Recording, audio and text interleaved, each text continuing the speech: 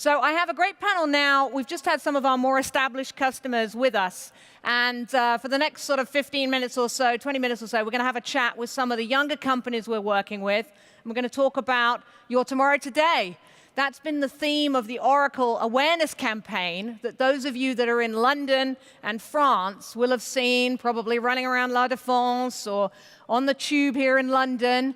You will have been seeing a couple of these lovely folks that we're about to meet. So let's hear from Becky Sage from Interactive Scientific. Let's hear a little bit about what she's doing, and then I'll ask her to join me on the stage. Let's roll that video, please, quickly. Oracle Cloud is at the heart of our business. Using virtual reality, we help school kids see the molecules that make up our world in 3D, right in front of their eyes. Oracle Cloud means we can really make a difference. The wonderful Becky Sage, please join me on the stage.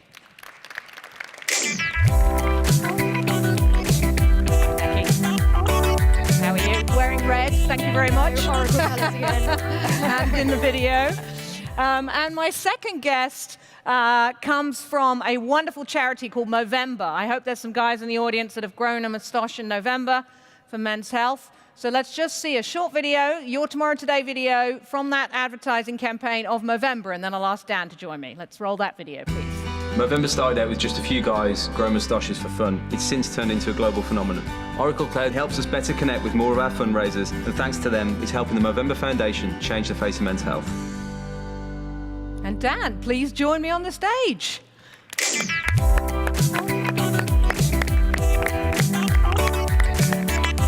Fantastic. Great to see you. Thank you so much. Take one of our very modern chairs, because we're the very modern panel. And finally, I'm joined by Mutua Madrid Open Tennis Tournament.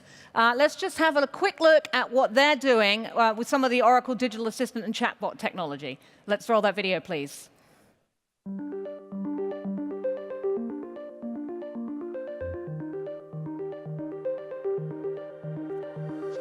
We are one of the best tournaments in the world, so we are looking for the best partners. And every year we are looking for new ideas to implement and to integrate in the tournament. The visitors that come directly can enjoy this new technology and make use of it and see that the experience at the tournament is much more pleasant, much more simple, and much more rapid to receive the information they want, be it going from one point to the other or finding their ticket entrance, playing order, etc. We know how to do a tournament. They know how to implement the technology that we are looking for. It's an easy process between professionals. Fantastic. And let's welcome Javier Garcia-Rio to the stage, Chief Marketing Officer of Mutua Madrid. Hey, Javier. Thank you so much. Do take a seat. All right. Wow, what a panel. I hope you'll agree. I'm so excited. I love hearing the customer stories and about all your amazing businesses. So revolutionizing science, sport, and charity. So the videos obviously gave us a really good insight into what you're all working on. But maybe, Becky, you could tell us a bit more about Interactive Scientific, what you're doing there, how you're working with us. We'd love to hear about it. So the crux of the technology that we're developing is all about taking complex scientific data and bringing that to life. So much of the scientific world is invisible. We can't access it as human beings. We can't zoom into the size of an atom or a molecule. So we're using technology to virtualize that world. So we can essentially step into the atomic world. And that means we can start to create products that can help with science experiments, science understanding, and science collaboration all around the world for science researchers and for science education. Nice. So we're kind of working all the way across that scientific ecosystem. Fantastic. And wearing amazing shoes, may I add. Sparkly. So it's incredible, because I didn't study science. So for me, I find what you're doing absolutely amazing, and bringing it to life for people. A lot of what we're trying to do is about that accessibility. So it's without losing the rigor, keeping research-grade science, but making that accessible to a much wider range of people so that we can all kind of be part of the important decisions that need to be made around science and technology. A science tribe. Science tribe, yeah. Fantastic, thank you. do tell us a bit more about Movember, Dan. So I see you're sporting a moustache. So Yeah, you wanna... well, it's part of the job is that you can, any given moment, you have to be able to have a moustache on demand. You have the best title, by the way. You have Global Head of Innovation. That's a We pretty write good our own title. titles as well, so that's the other benefit. Yeah, so Movember, hopefully most people have possibly seen our work or seen people sporting a moustache in the month of November. So yeah, we basically stand for men's health. We're a global organisation. We've had very humble beginnings back in sort of 2003, started out as an idea between a few mates in a bar. So that has quickly evolved into the biggest men's health organisation in the world. Raised almost $1 billion for men's health. And we've fundraised and raised awareness for testicular cancer, prostate cancer, and men's mental health, suicide prevention. A fantastic, fantastic initiative, and it's great to have you here. Thank you. We'll hear a bit more about how you're working with us in a second. Fantastic. Javier, tell us about Mutua Madrid Open, and you're the Chief Marketing Officer, so you've got the job, I think, of sort of bringing this new tournament to life.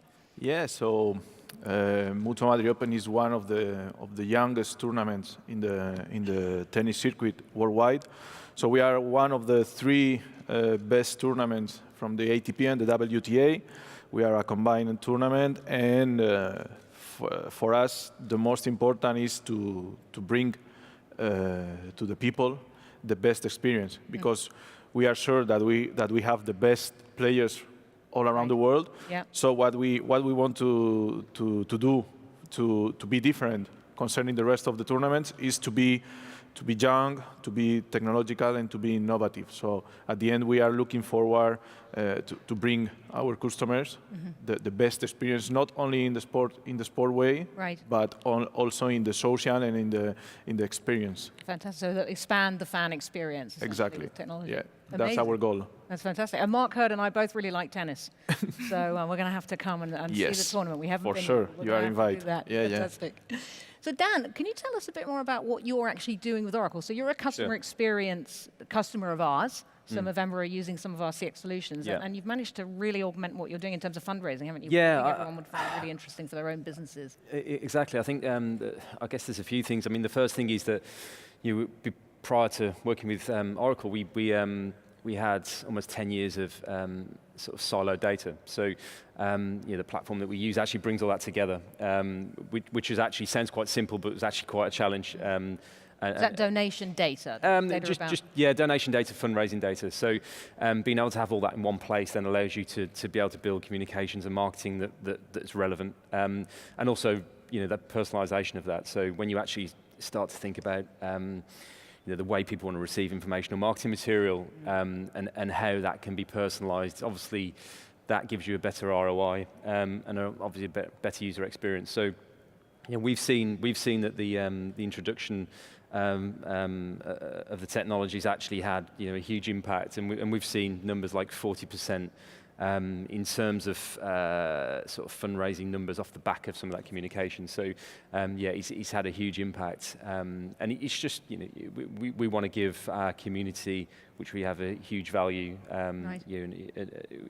we want to give them the best experience, and to do that you need to be able to have personalization and you're trying to really transform, aren't you? I mean, how charities interact with their constituents. So. Yeah, we were lucky enough to be born at a time where social media was really taken off, and from that we haven't really had to rebuild anything. We sort of built our platform, Movember.com, at the point in which these sort of the social media platforms were growing, and we've grown with them, which has allowed us to sort of push everything through one digital platform, and we've always been digital. We've always thought digitally first.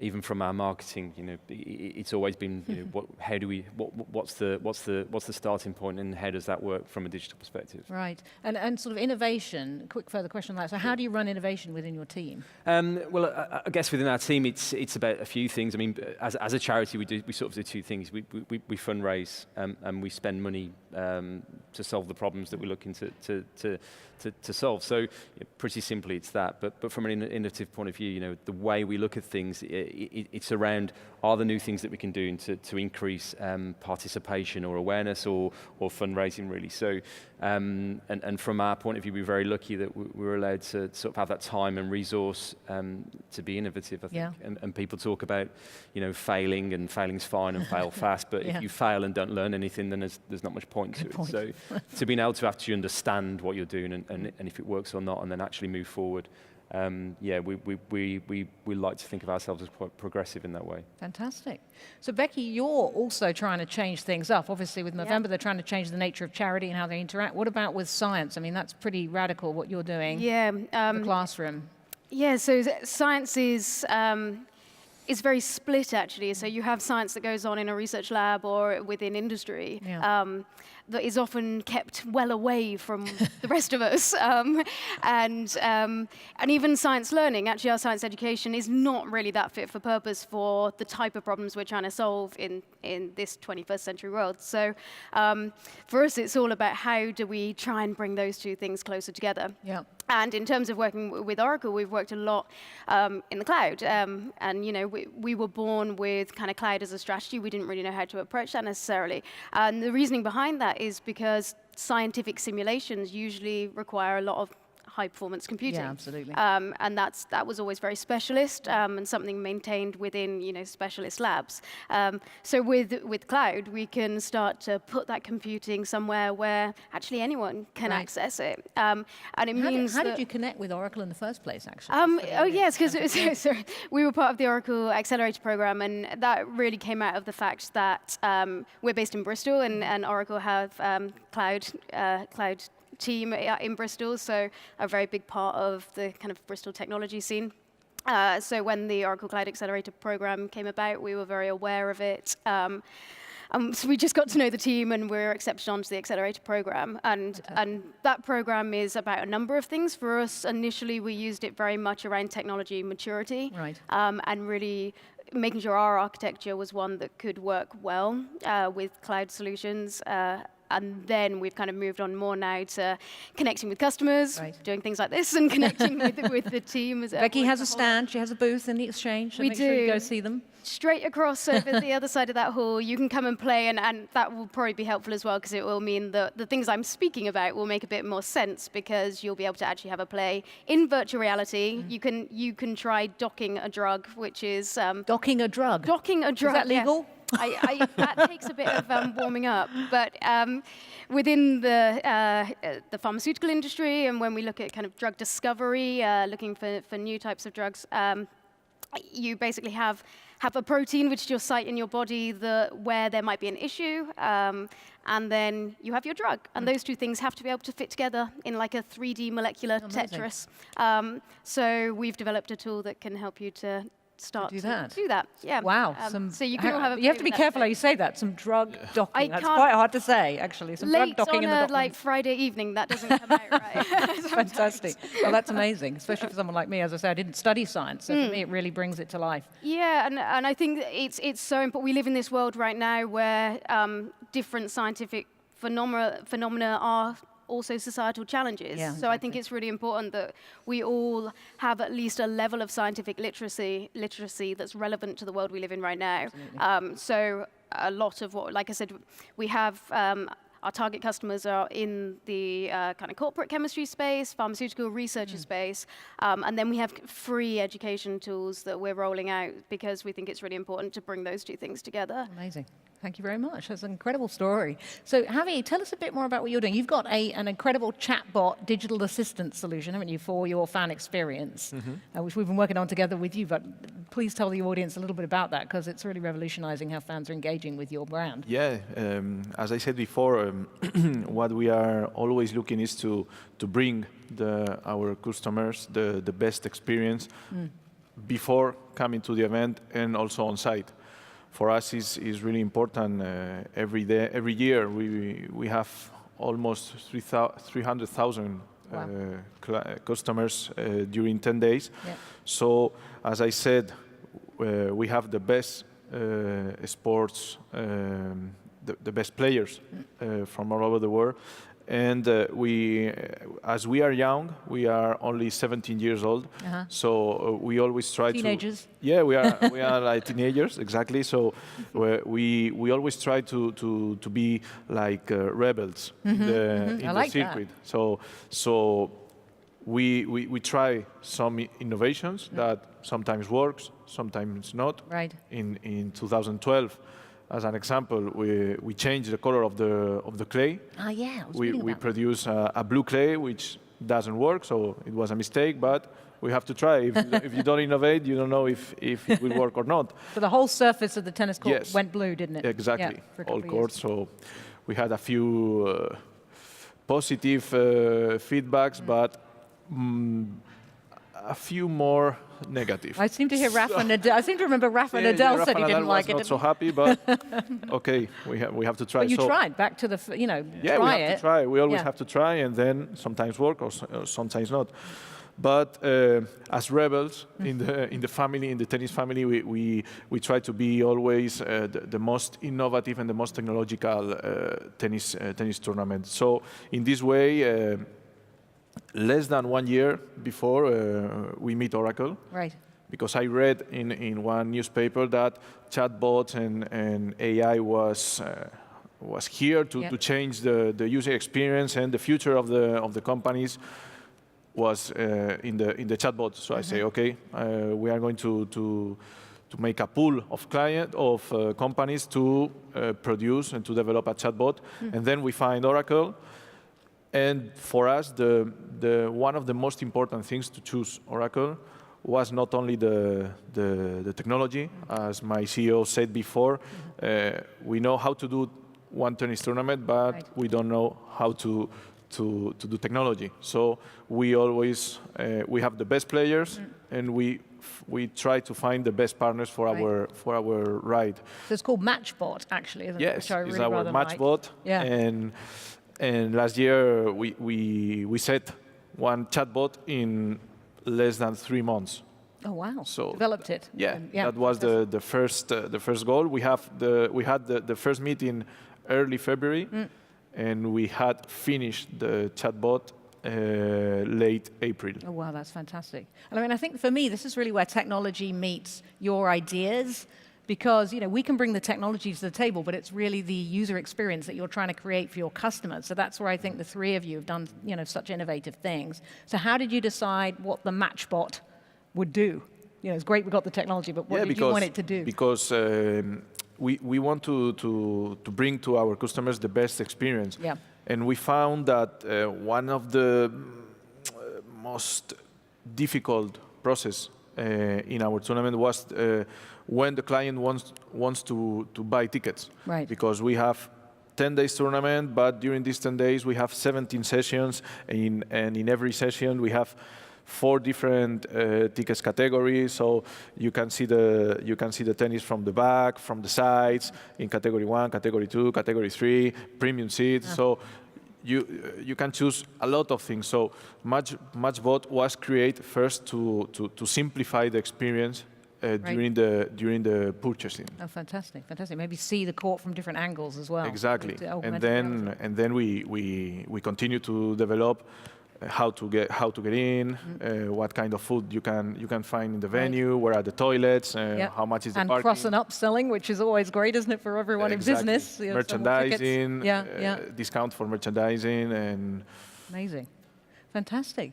So this is the Your Tomorrow Today panel, and obviously what we're trying to do at Oracle is help you create a tomorrow for your customers today, something that is unexpected and delights them. So I wanted to ask our panelists sort of a question a little off topic, which is, are there some brand experiences you've had that are changing how you think about the user sort of brand relationship? There's new consumption models out there.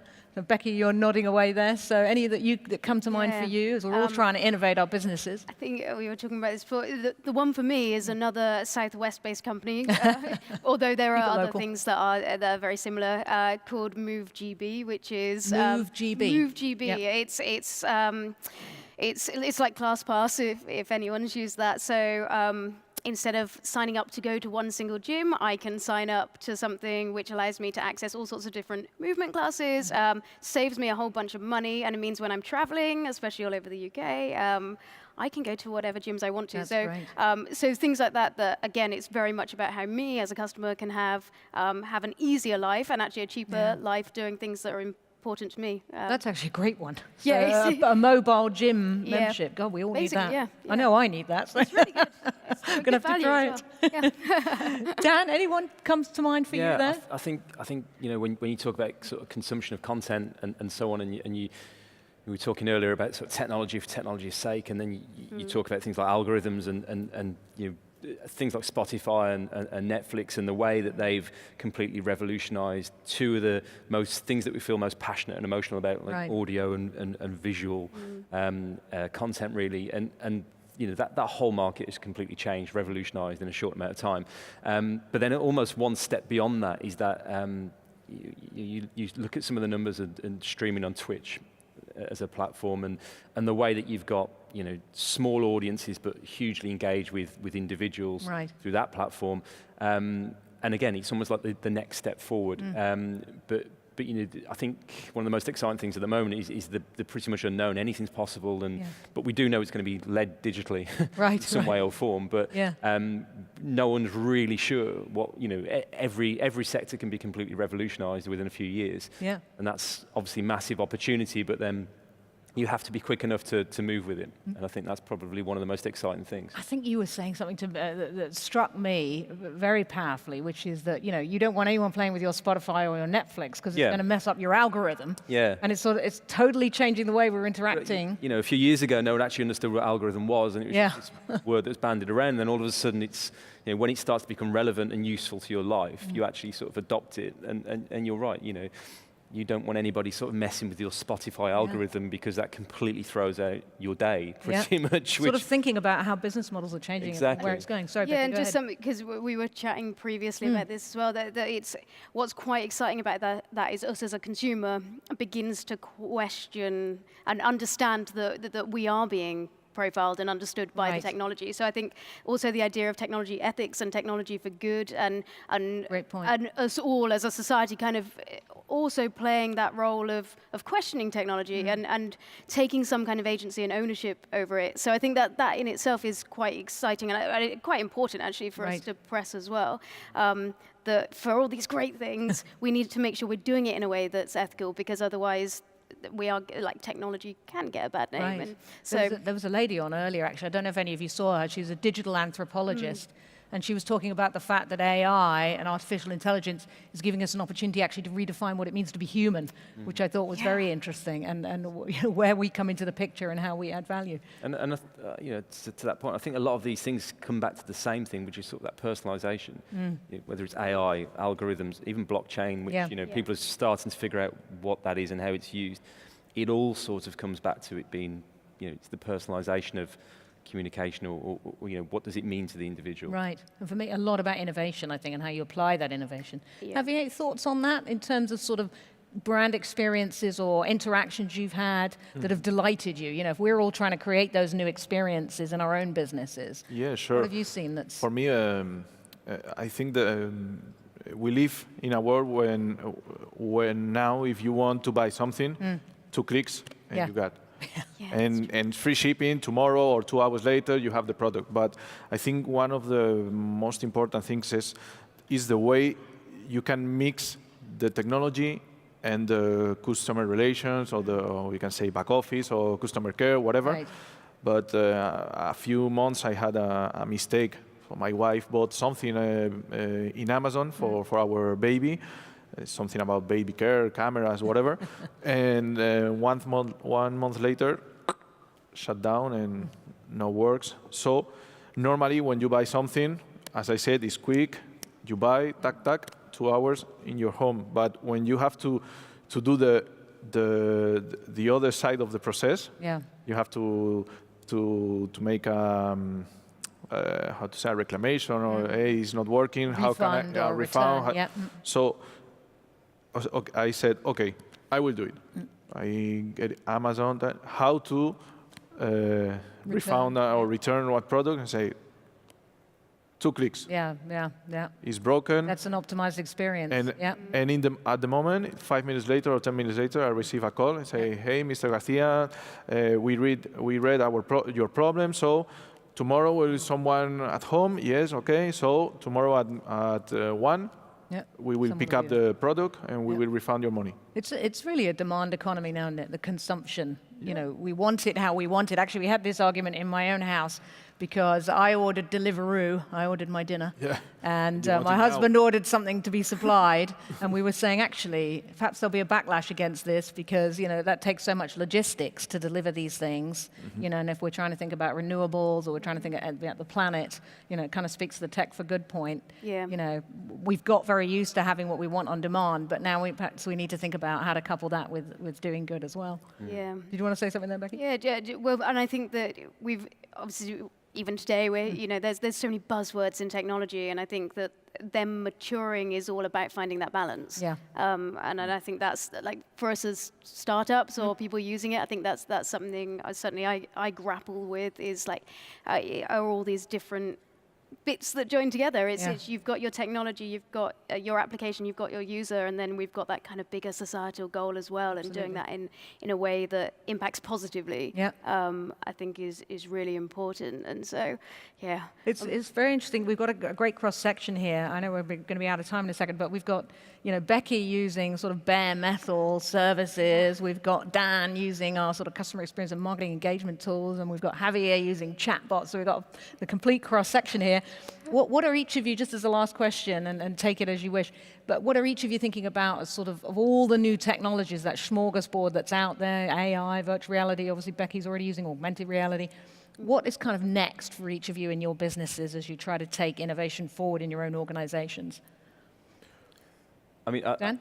I think, you know, briefly, and Mark mentioned sort of blockchain at the end of his talk. I mean, it's still relatively new, and you know, people are starting to understand what it can be used for. But I think from a charitable perspective, you know, and again to your point about that sort of returns example, you know, if something doesn't go well, people are very quick to say why it's not going well in the public domain, which means that there's a responsibility to sort that problem out very quickly because the impact of that could be quite big. So, you know, it's the same for charities, you know, and the transparency is really important. So trust and transparency is what, you know, drives our business, and so blockchain sort of helps with that because you know, someday we'll be at a point where you can follow a donation or follow a product from the start to the end. Yeah. And that's pure transparency. And then there's, you know, then you have that trust and you have that, you know, higher engagement, and then you have that. Well, to know exactly where my money went that really revolutionizes. If you can offer that, then you know, you're gonna, whether it's a donor or a customer for a brand, you're probably going to keep them because, you know, as long as you're doing it well, then or micro donations perhaps suddenly can become more aggregated and meaningful. Yeah. You know, like crowdsourcing donations in a sense, tracked by blockchain. Oh, we just thought of something. See, we just innovated. Yeah, it's just making it happen. That's the problem. That's right. It takes time. We'll work on that one. Exactly. Javier, any thoughts on sort of technologies that are next for you? Yeah, for us, we are always looking. So with our Oracle team, we are already working in 2 new products in augmented reality. Augmented reality. Yeah, augmented reality as a new experience for the customer. Sorry, and also we are working for the first time not only for the clients, but for us because we have a huge amount of data of our customers, and is there in a table. So we. So if you could think about new ways to manipulate. Yeah. So we start to work in a big data analysis and how to use all the information that we have for these 17 years. Yeah. Wow. So I think it's the time to think about the how to grow up. Right. Well, especially if you've got, you know, young people that came 17 years ago and have been faithful fans. You could do a lot of fun things with that, I think. All right, we're going to have to work on that one too. Right? All right. Yes, what do you think, Becky, in terms of new technologies that are out there? Well, for us, actually, the reality over the next couple of years is really focusing in on the customers around the technology that we have. And then, so we'll be kind of implementing things that are useful, whether that be, a lot of that will be data and how we analyze that data. A lot of that will be cloud and cybersecurity, making sure that... How are you looking at cybersecurity in the context of your business? So for us, we actually try and abstract as much as possible. So we try and provide the tooling without having to really touch the end user's data. The core IP kind of thing? Yeah, and so some of that's about being really flexible in terms of how we can kind of interact with infrastructure. And this is where we probably will continue to work with Oracle and our end user customers to think about how we can find ways to make sure that we're on the cloud at the same time and making the most of being on the cloud. And kind of I think there is some work to do with some of the customers around the safest ways of doing things. Right. And so that's going to be part of it. So some of those will be technology solutions, but some of it's just about continuing to build trust. Right. And then collaborating on research, I guess, where one party brings the IP, another party brings some more IP. Yeah, exactly. Yeah, and because a key focus for us will be kind of global collaborations for teams over the next couple of years. And so you're talking about having, imagine kind of having a molecule dialed up there in the cloud so that anyone can dial in and interact with it, and you can have collaborative innovation going on in these kind of drug discovery research or other kinds of chemical research. Across the globe. So yeah, so then kind of coming together with those people to make sure that we're providing the best solution that really is really can be trusted. That's where we are. We're still a relatively early stage startup. And then personalization, we've talked about it a lot, and I think that particularly around education, personalization is very interesting. And providing learning that is accredited as well. So that comes back to the blockchain and how we kind of audit people's journeys. Especially with all the changes in education now, they're not talking about exams. I'm like, bloody hell, that was 30 years too late for me. Well, and I haven't really touched on that much today, but one of our big goals is around how do we move talent and nurture talent for the workplace. Without having to go through very traditional ways of learning and those exams. Can we do things that are task-based? Personalized curriculum. And exactly. And guide yourself into the kind of career that is interesting to you and develop those skills. And obviously, for us, that's around science. I was having a fascinating conversation yesterday, actually, with one of the scientists from CERN. And I think you should probably connect with them, too, because they're doing a lot of research, R&D, collaborative research across national borders, so on the sort of cybersecurity IP area. Yeah. So a huge amount we could be talking about. I'm very unfortunately we're out of time. I'm so sorry, but thank you all, and please join me in thanking my wonderful panel. Thank you very much, Javier, Dan, and Becky. Thank you.